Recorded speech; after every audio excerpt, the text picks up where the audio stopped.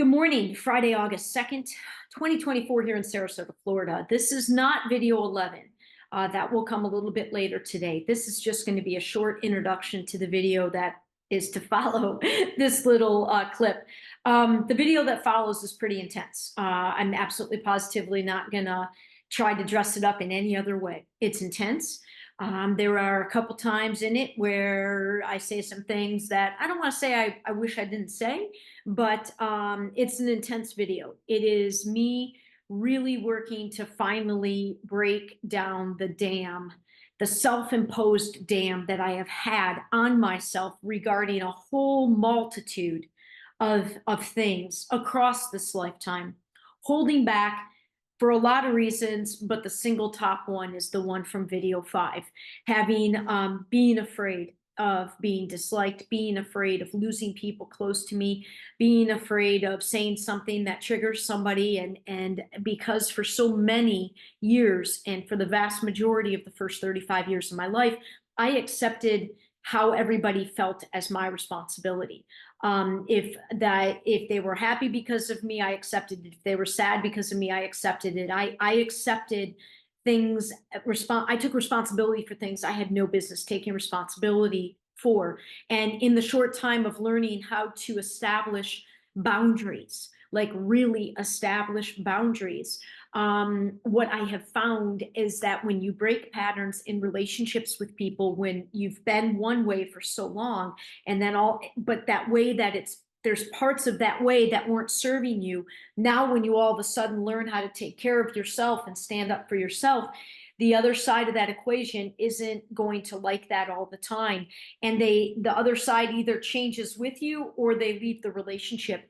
And more often than not, in the past 11, 12 years, I've lost relationships. I've lost close relationships. And it's something that is always, it's never easy for me. It's a lot easier now than it was when I was younger, but it's something that has caused me to hesitate and to hold back. And doing that is not healthy for me. Doing that, holding back, is not allowing me. I cannot be who I'm supposed to be in this life and fulfill the purpose, the divine purpose that I believe my soul has for this lifetime. I can't do that if I'm holding back. So this video to follow is me breaking open the dam. I will soften with it, but it is opening the door to some very real videos, topics and things that and mostly it surrounds sharing my personal opinions, but my personal opinions are based on direct experience. And so, yeah, this opens the dam. So if you stick with, it's a longer video. I didn't intend for it to be that long, but I knew I had to jump in yesterday with this sort of energy. It's intense. It will likely be triggering to many that watch it. If not, that's great, but I cannot hold back. And I really, in this series, I must really find this voice. And it's going to take me some time to hone it and to mature into it. And again, the voice part is really a greater effort to then draw. What I've experienced is when you give voice to something, that is when you sort of, in a way, tell the universe, okay, I'm ready now for my life to reflect back to me. Like, I'm ready. I'm ready. This is internally, I am ready to stand. I'm ready to stand in who I am. And I am ready to draw in what I desire most, which is an opportunity to be the best version of me, to have the opportunity to step into my greatest skill sets, which I have not yet had a chance to do. So anyway, without further ado, this next video is intense. So if you stick with it, thank you. And if not, that's okay too. All right. Good evening. Thursday, August 1st, 2024 here in Sarasota, Florida. This is video 10 of 30 in a series called Touching the Soul Through the Heart, Body, and Mind. Boy, am I glad that I didn't once again make the mistake of trying to predict last night what I was going to speak about today, because 100% guaranteed I would have been off base. Something pretty intense hit me this morning. Without going into the details of what specifically triggered it, what I realized was I am absolutely, positively still not giving complete voice to what I need to give voice to. I am not yet fearless and 100% open and authentic with what I know I need to give voice to. And if I know one thing that has to be achieved for me with this series, it is to find that voice. I have got to find that voice. And as of today, I've got 3 weeks to find it. And it might take every bit of those 3 weeks because there's a lot to flip and say that I haven't said. And the reason I haven't said it is because of the video a few videos back, because I've been afraid of being disliked and upsetting people and triggering people. And in this case, trust me, there aren't that many people watching right now, and there'll probably be even less when I start really speaking here. But interestingly, what I also think simultaneously is going to happen is that I am really going to start to draw in, for lack of a better way of saying it, my tribe. I have not found my tribe yet. There are a few members of my tribe that are in my world, but we are all not rocking and rolling yet with what our soul's purposes are. Now, listen, I'm going to probably start to lose some folks in this video, and it's going to take me some videos, multiple videos, to find my chops in this, to find and trust and follow and speak with this voice that is going to begin to come through in this video. So I'm just leaping in. I'm leaping in. Fair warning. It's going to be a little different. All right. So let's first and foremost, what do we say? First, I'm not here to make friends. I'm not here to make friends. My world has gotten unbelievably small in terms of my inner circle. I think I referenced that in an earlier video. It is not, I am here to work. I am here to work. I have never played well. It's always been more work for me to learn how to relax and rest, and I'm here to work. More specifically, I'm here to demonstrate, to show, to create that work absolutely can and should be fun and enjoyable.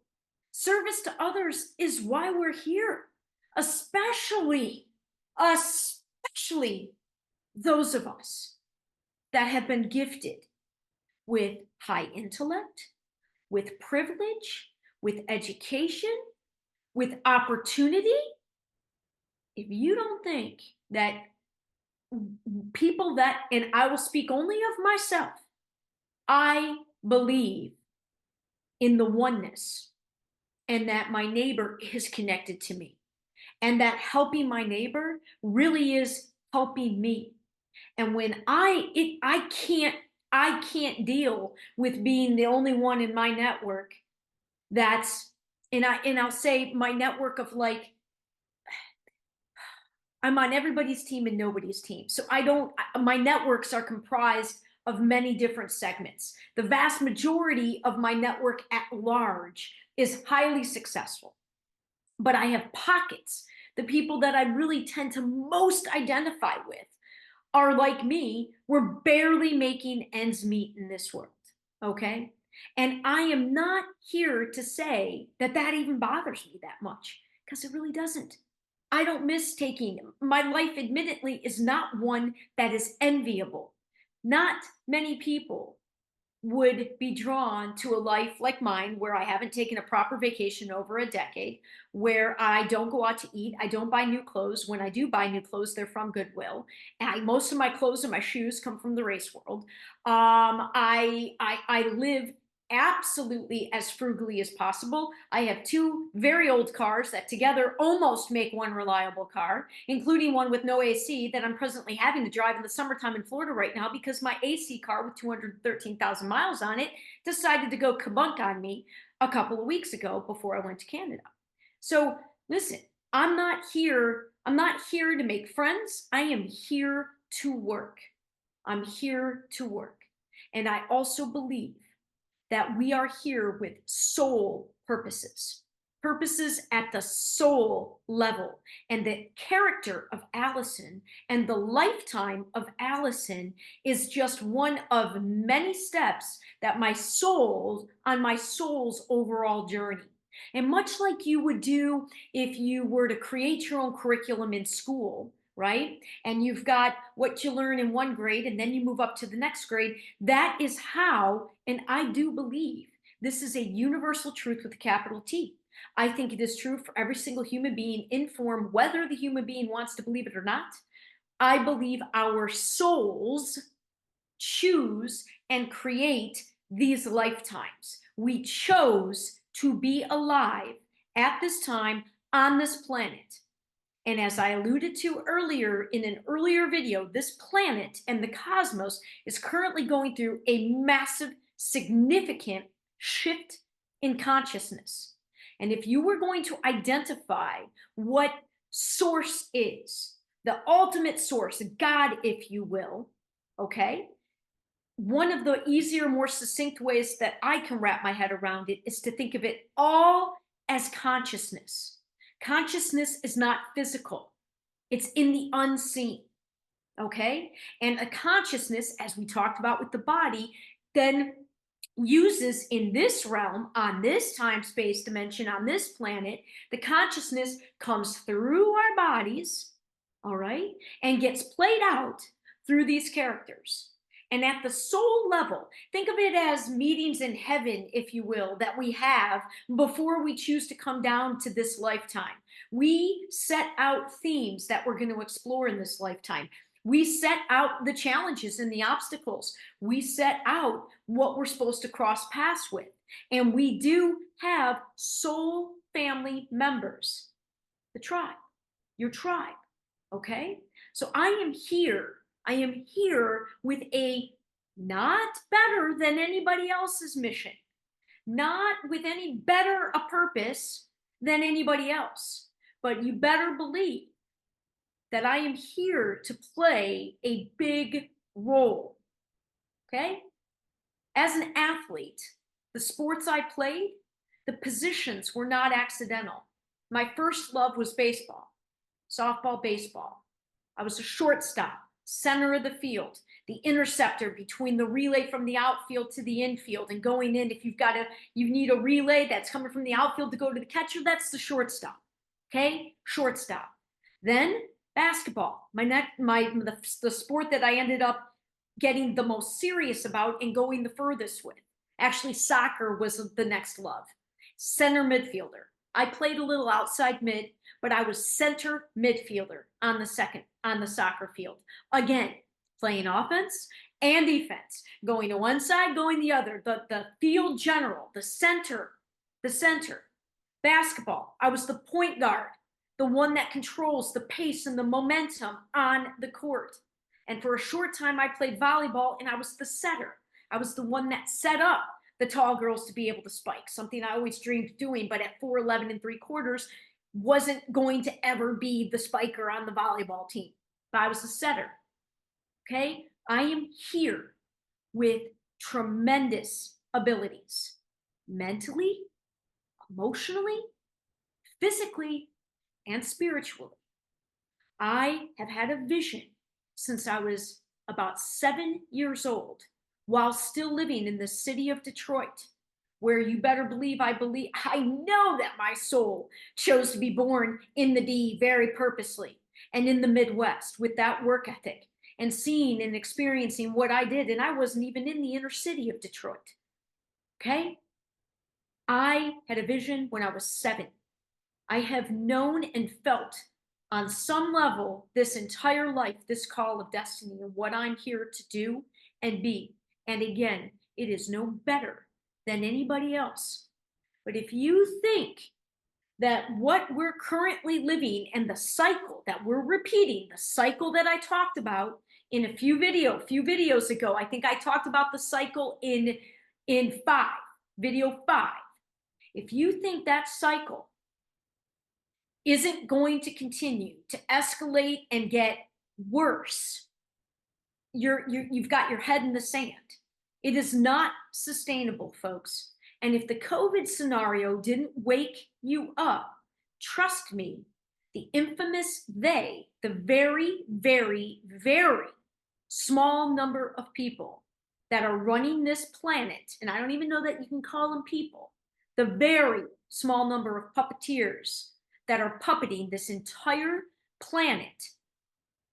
Hey, maybe COVID didn't wake you up, but maybe you'll get woken up when they start with the social credit score and you're not allowed to eat as much meat or any meat any longer. Or maybe it'll get you when you can't do your globe-trotting traveling all over the place. Or maybe it'll get you when the financial system collapses again and all the mortgages that you have on all your homes, all of a sudden you're in debt to a bank and you've got somebody telling you that you owe them on 4 or 5 different homes.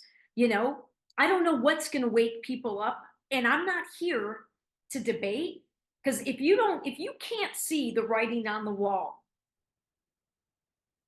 if you still believe the leaders of the clown show of our political system is the best we've got, and you can't get out of the box to at least believe that we can imagine something different, well, like I said, I'm not here to debate that, but I am here to point out that I do not want things to go belly up. And that is why when you listen to my videos, I'm still positive. I still have a plan for 2025. But at any given moment, if shit collapses again, if the financial system collapses, if all of a sudden we don't get to travel again, not one piece of me is going to be surprised. And it is not easy to dance between dimensions and to keep a life going in this world that I know is bullshit. I know it's limiting. I know it's an illusion.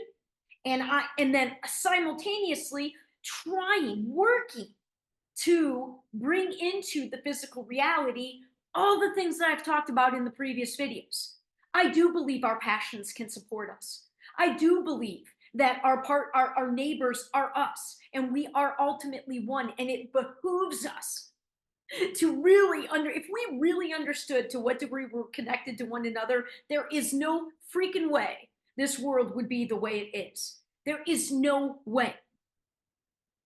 And I do believe that those of us with the greatest gifts from source, forgive me, I don't intend it to be a judgment. I was raised with this deeply embedded in me from the time I was young. We have an obligation to use God's gifts. That's how it was phrased to me. Remember, I was brought up Catholic, and my brothers are no less as potent intellectually and in every other capacity than me. We have got a wickedly smart, capable family, let alone if I get into my extended family. And we were brought up that we have an obligation. And I would say all of us out there have an obligation to know what the hell it is that we're serving. What are you serving out there with your job? Do you know? Do you know what and who your job serves? Are you just trusting? Why do we trust all of these people that are in leadership roles where everything is on the table right now? I used to tell my 6th graders when I was a teacher in the classroom, follow the money. Now, listen, one of the reasons I haven't started speaking like this is because I don't have the knowledge of the rabbit holes. I went down the rabbit hole in 9/11. That was all I needed. Building 7. Like, I knew we were screwed as America. I knew something wasn't right here in America, but I had zero idea, zero knowledge that there was a global agenda until COVID happened. And within a week of the COVID stuff starting, My heart. Remember, I was already deprogrammed. I haven't had a TV. I don't go to the movies. I don't watch sports. I don't have a radio. I don't go out. Like the only extent that I go out is to work my events, and I work a lot of events. So that means I'm still out in reality plenty. But when I am not working an event, I am in my world. And my world is not this world. And I'm going to tell you, my world is every bit as real as that. And I'm going to say it's 1,000% more real because I'm watching my own participation in it. Whereas that outside world, we're giving our power away. We're giving our voices away. We're paying attention and feeding archaic systems and evil people that are running the show. And it doesn't matter what side of the fence you're on. Stop playing into their freaking control of us. Stop biting at every single thing. Stop trusting that just because somebody's an expert somehow means that they know more than you can possibly know if you go to your heart. Integrity, honesty, transparency, directness. I am that. I am that and have been that in my little realm. But part of my role, because of my capabilities, I have to start giving this voice.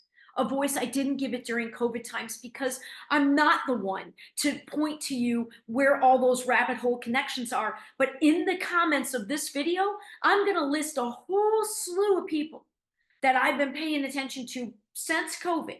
And again, I'm not saying to listen to anybody, but we all can't go down every single rabbit hole. We have to learn how to have discernment, and you got to learn what's really true. And the way to do that is you make the calls. You don't trust somebody else on the calls. Get connected to yourself. Get connected to what you believe, not what somebody or something outside of you tells you're supposed to believe. What do you believe? What is true to you? And then start making decisions where you're fully responsible and accountable for those decisions, and you're not playing some victim or blaming something outside of you. And you'll make some mistakes. You'll trust some people that are really fucking good. You really think you can trust them. They are a wolf in sheep's clothing. But guess what? That's how you learn. That's how you learn. We are in a time where everything is on the table. And listen, I understand why people don't want to see what's right in front of their faces. I really do. And I have tremendous compassion for it. I really do. Because everything we've ever been taught, if the vast majority of it, even if only a fucking small fraction of it has been a lie, man, big things. The whole foundation of people's lives is going to be rocked. And I get it. I understand. But we don't have to wait till it all comes collapsing down. Now, I choose to believe that there are different versions of reality, and I'm bound and fucking determined to be on the timeline where I know the awake, true, raw consciousness timeline of people that have remembered what they are, or at least that they're more than this lifetime, that they're more than this personality, that they're more than what something outside of them cannot control them. We are the ones that are responsible for our lives, and we together are responsible for the collective. We all came together to co-create this current chaotic horseshit. This didn't always exist, for God's sake. Look at even if the history that they told us was inaccurate, wrong, or a lie, following that history, if you go back to, you don't even have to go back that long, 150 years ago, okay? All of this shit, this stuff, this didn't exist. You didn't have a whole life dependent on this 20 years ago. We are coming together and we are agreeing to stories. We're agreeing to rules. We're agreeing to these things. It is on you to examine what and how you're contributing and what and how you can contribute to something different, because you can. Because you can. And it doesn't have to all fucking collapse and turn into even more chaos than what it is. We don't have to let it get to that point. Now, I don't spend a lot of time because this isn't about fear mongering. There is a Hindu goddess named Durga. Shortly after my awakening, I had a profound interaction with the energy of Durga. Like Durga is the Hindu goddess, warrior goddess, Durga. This is Durga energy that has to come through. And I am going to still, in these videos, I am going to lay out options. Are they the solutions for the whole freaking world? Of course not. But I have ideas. And in almost every case, my ideas have almost no risk to them, because they're all about the most minute changes, the most minute effort being undertaken by a large number of people. They're risk-free. Why the hell would we not try something? And everybody, even post-COVID, when I started to listen and find people on the internet who were talking like me, I've still been dumbfounded. I'm like, where are the people living this? And again, I understand we're kind of stuck between a rock and a hard place, because you can't really get out there. You still have to utilize these corrupt, broken systems, but you can use them to bridge to something different. And the biggest something different that I think we're bridging to is to one another. The thing that makes you most secure is your people. Your people. And being able to actually do something to take care of yourself. For God's sake. We don't grow anything in this country. We don't make anything. Most everybody is pushing papers in some way in some fucking office.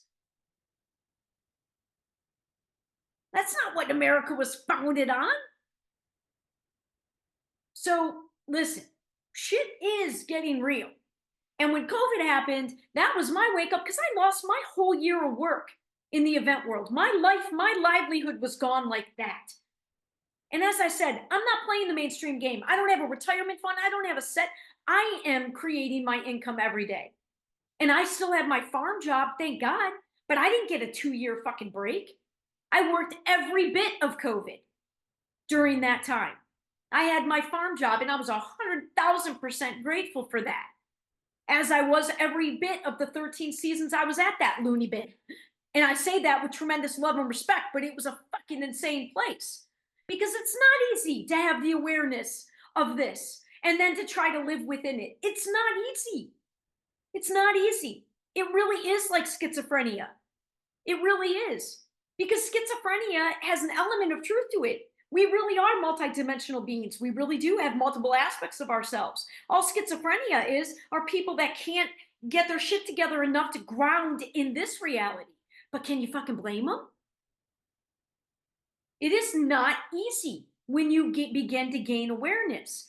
But that global elite keeps throwing monkey wrenches in to divide all the people. We're on the same team, for Christ's sake. We're on the same team. Unless you're a globalist multi-billionaire, we're on the same team. And I'm about living the difference, not figuring out how to make my living by finding a fan base online. And I'm not trying to be an asshole to those that have done it. But I've been stupefied. I can't even break in to have a conversation with these people I really respect. A lot of the names I'm going to put below to kind of connect you if you want some real information on what the hell is going on. I have tremendous admiration and respect for every name I'm going to put on that list. But I can't break through because I didn't come to this knowledge of this all being horseshit. I didn't come to it going down the rabbit holes. I went down the rabbit hole in like 2004 regarding 9/11. But after I had my awakening, it was like my journey, the spiritual piece of it is what told me what was true. The heart knowingness is what told me, I don't know what the hell's going on, but they're shutting down the planet. They're shutting down the planet. And just like the Patriot Act after 9/11, they had all that shit ready to roll out. They had all their 6 feet, keep 6 feet away stickers for all your fucking grocery stores. Give me a break. Start using your critical thinking. And the most shocking thing is the smartest, most educated people collectively are the worst. And of course they are. You're being used the most. You're being used and played the most to perpetuate and keep alive a house of cards system that isn't about justice or equality or any of that. When a huge segment of the world still doesn't have basic needs, we've got a problem, folks. And I'm sorry. In 6th grade, I taught my 6th graders basic economics, basic needs and wants. It's what life is, needs and wants. And beyond the basic Maslow's hierarchy of needs, housing, food, water, the rest of it is wants, folks. The rest is wants. And I personally think it's a little bit twisted that we still celebrate in society at large these billionaire assholes. And if you think Bill Gates is a good guy in his foundation, dig a little deeper. Dig a little deeper in what that guy has done in Africa and his relationship to the pharmaceutical companies. Dig a little deeper. So again, I don't have that many people to begin with paying attention. And again, it's not about, I don't want you to feed my channel or feed me attention for me. I don't need that. I want us to get off our asses and to get out in the world and start creating it from abundance, love, and cooperation. And watch these problems disappear. The problems are created by these douchebags in power because they already have the solutions. They create the problem because they already have the solution. And listen, again, during COVID, all these people that I will list in this video's comments, they were all censored by all the technology that we have now turned our entire lives over to. They were censored. And again, I call bullshit. If you're going to fucking get upset about, if you're an American, freedom of speech, then you should be upset if anybody is getting censored. And they were getting censored because they were talking against the narrative. That's a problem. It's a problem. So we are facing hugely serious times. Now, that does not mean I'm going to sit here and fearmonger and then I'm going to be all fierce like this in every video. It doesn't. But it does mean that I need to start getting real. And I need to start standing up in what the hell I've done over the course of the past 11 and a half years. Because it's kind of a little bit miraculous on a lot of levels. And I literally put my money where my mouth was. I didn't go to some fucking bank or get investors in my idea. I took what I had at the time, which was perfect credit, and I funded my vision myself. And it went horribly sideways, pretty much right out of the gate. And then I was faced with facing the consequences of that approach, but not a single day did I regret what I did. And from day one, I knew what I was doing. I knew how risky it was. but I knew that I had to.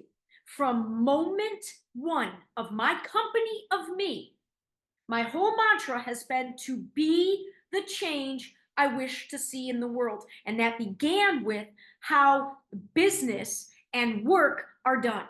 So from moment one, I knew I had to be able to show that from the very first day one of birth of my company, that I really was fucking doing it differently. So guess what? Instead of asking for investment, I paid it forward, $50,000. 5 different people got $10,000, 5 different people or couples, and there was a very loose business plan. Again, it went sideways, but it wasn't the recipient's fault. And I don't regret it, because even though I was investing in them, ultimately I was investing in me. And more importantly, I was establishing from moment one, I'm not bullshitting and I'm not fucking around. I have been singing the same tune from moment one almost 12 years ago. And I've got the YouTube channel to prove it. I am not here to convince anybody, to debate anybody, or to prove anything. But you better be damn sure that I am here to stand up in what I've done in the past almost 12 years and what I've done almost entirely on my own. And now, as my soul family has begun to come together, and as we have started to work for real out in the world, primarily right now with my business partner. And I said we're activating that partnership through his company called Sunset Solutions. And man, this hit me too. I haven't even shared this with him yet. It's Sunset, Sonset, and it's a lyric from a song. But as I hit me the other day, I'm like, whoa, man, the sun is setting on this paradigm, but it's rising on another paradigm in another version of reality. So we've got solutions. We are here to help bridge from this existing, crazy, inverted. And this is an illusion too. It's all an illusion down here, folks. It's all raw consciousness playing out in the physical. But I, for one, want to play in a different illusion. I am not here for the suffering that so many are going through. I'm not settling for it. And that's what I'm here to be. I'll say it. I'm here to be a leader in it. But I am a player coach. I'm not somebody that's just going to talk and hide behind my damn computer screen. I am living it first and sharing it second. And it has been a big year. And I only have 3 more weeks before I had worked 15 out of 17. I worked 15 events out of 17 weeks in the fall. That's a shit ton. That is not easy. So this, I am setting a stage here. I am setting a stage for me, first of all, to get through my fall. And secondly, for 2025, for my partnership with Sunset, man, I can't tell you exactly what's going to play out. I don't want it all to collapse. You're kind of sick if you do want it to collapse. I don't want it all to collapse. But if it collapsed tomorrow, I would not have 1 iota of surprise. We've got to start recognizing at least that we have a choice. That's it for tonight. If you made it through this one, congratulations. I don't even know, yeah. Oh God, this is actually when I wish I had some weed in the house, because this is pretty intense to hit head on. But I am so grateful for how clean and I don't know that I have been flowing quite like this, because there's no joke with this yoga. Probably this week, I don't know, maybe I did 2 dozen yoga classes in my life, maybe as many as 3 dozen, and I've done 8 in 10 days now, and I will continue. It's real, man. It's real. Dialing in and it's real, and it's affecting me. And like I said, the absence of the weed and the just, I am in a very empowered place. And it's also because I've been here before. I can't tell you how many times I've been at this precipice and I haven't had the courage to break through. And for me, the way it's playing out most in terms of breaking through, it's finding this voice. So we'll see what comes tomorrow. I have no idea. Have a good night, and thank you if you did listen.